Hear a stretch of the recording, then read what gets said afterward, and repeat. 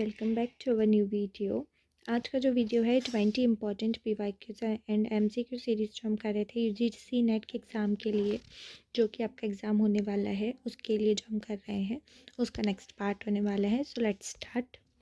Okay, our first question is assertion reason का question है ये।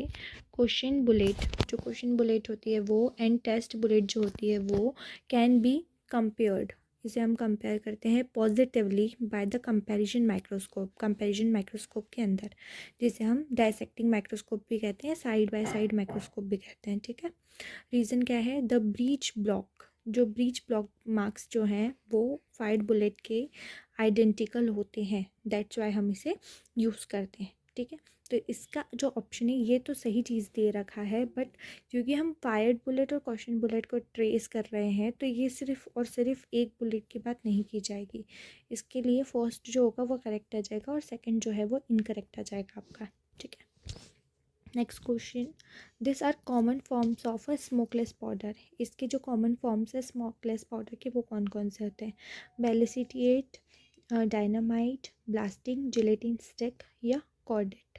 तो करेक्ट ऑप्शन जो आएगा आपका वो आ जाएगा ballistite and the blasting and gelatin sticks. ठीक है, तो ए एंड आपका क्या आ जाएगा? डी आ जाएगा, जो कि करेक्ट ऑप्शन होगा आपका।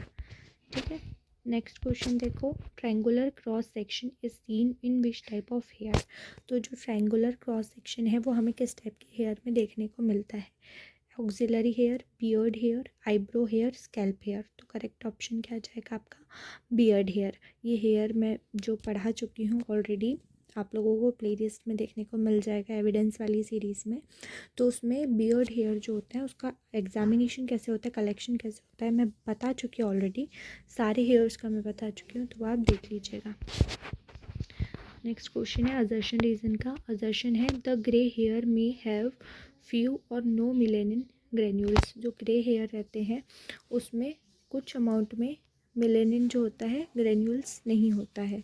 इन द ग्रेइंग प्रोसेस, जो ग्रेइंग की प्रोसेस होती है हेयर की, there is a granular loss, जिसे हम क्या बोलते हैं? Tyrosine activity. तो ये दोनों जो है वो करेक्ट है। ये मैं हेयर वाले पार्ट में पढ़ा चुकी हूँ आप लोगों को, आप जा कर के देख सकते हो। रेयॉन क्या है? Rayon is a following types. Rayon किस टाइप का है इनमें से? जो है क्यूपेरिमोनियम, पॉलीविनाइल एसीटेट, पॉलीनोसिक या विस्कोस। तो करेक्ट ऑप्शन जो होगा आपका वो आ जाएगा पॉलीविनाइल एसीटेट। ये नहीं है, इसके अलावा ये सारी चीज़ों में रेयॉन यूज़ होता है। ठीक है, next question, declinometer is a instrument which is measure. तो डिक्लेरोमीटर जो होता है वो एक इंस्ट्रूमेंट है जो कि मेजर करता है rate of burning in arson cases, speed of moving vehicle, rate of detonation in acceleration, rate of decrease in speed of moving vehicle as a brake testing instrument।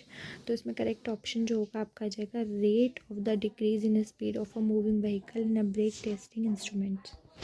ठीक है, next question, the following instrument are most useful to measure the various parameter of a walking pattern।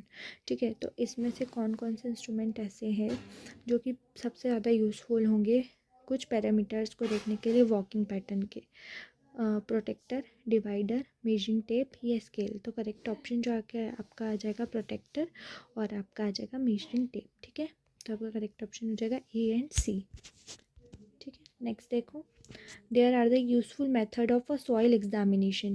इसके अलावा except, मतलब इसके अलावा कौन सी useful method है सॉइल एग्जामिनेशन की, कौन सी यूज़फुल नहीं है ये बताना है हमें।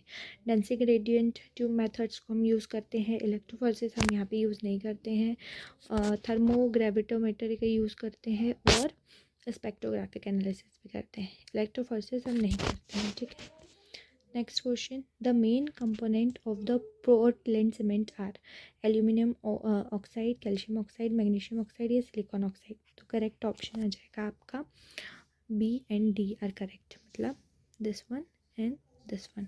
ठीक है, कैल्शियम ऑक्साइड और silicon dioxide.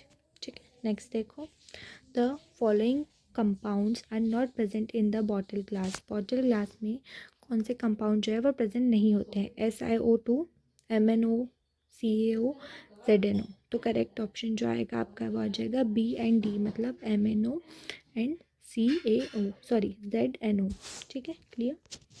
Next ABFO scale number 2 is used in a case of. ABFO scale हम यूज़ करते हैं, किस में यूज़ करते हैं? Tool marks, bite marks, finger marks, all the above. तो all the above ABFO scale ही ये लेयर होती है, उसको हम इनेबल बोलते हैं। Who is the author of the book human skeleton in forensic medicine? Human skeleton in forensic medicine जो बुक है उसका जो ऑथर है वो कौन है? क्रॉगमैन, WM, आइस्कैन, MY। ठीक है, ये है क्रॉगमैन। नेक्स्ट क्वेश्चन देखो, the dental formula of primary set of human dentition. तो प्राइमरी सेट के लिए ह्यूमन डेंटिशन में डेंटल फार्मूला जो है वो क्या है? तो वो है 2102 और 2102, ठीक है, अपॉन में।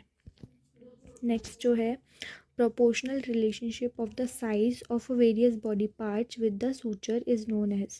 जो proportional relationship है साइज का बॉडी पार्ट्स के साथ में, सूचर्स के साथ में, उसको हम क्या बोलते हैं? ट्रिग्नोमेट्री, सोमेट्रोमेट्री, एलोमेट्री या एंथ्रोपोमेट्री? तो करेक्ट ऑप्शन है एलोमेट्री, उसको हम बोलते हैं। ठीक है, नेक्स्ट क्वेश्चन देखो, metopic sutures generally closed by the age of. Metopic sutures कौन सी एज तक के आपके क्लोज हो जाते हैं? ठीक है, तो वो 2 इयर्स की एज तक के आपके स्टॉप हो जाते हैं। नेक्स्ट है, which of the following books has been authored by AS Osborn. AS Osborn ने कौन सी बुक लिखी थी? Question document, the problem of the proof, question document problems, all the above. तो करेक्ट ऑप्शन आएगा ऑल द अबव। याद रखना कि ऑसबर्न ने कौन कौन सी बुक्स लिखी थी। Which of the following component of a sweat residue react with the Indian iodine in the develop latent finger marks? ठीक है, कौन सा होगा? Urea, sodium chloride, amino acid या फैटी एसिड्स? तो करेक्ट ऑप्शन आपका आ जाएगा अमीनो एसिड्स। ठीक है, नेक्स्ट क्वेश्चन देखो, cyanoacrylate in a gel form also known as commercial as soft evidence, gel evidence, fuming evidence या हार्ड एविडेंस? तो करेक्ट ऑप्शन है हार्ड एविडेंस। ठीक है, next question, which of the following factor are important to keep in mind while collecting the standards for comparison? कौन कौन से use किए जाते हैं इसके लिए?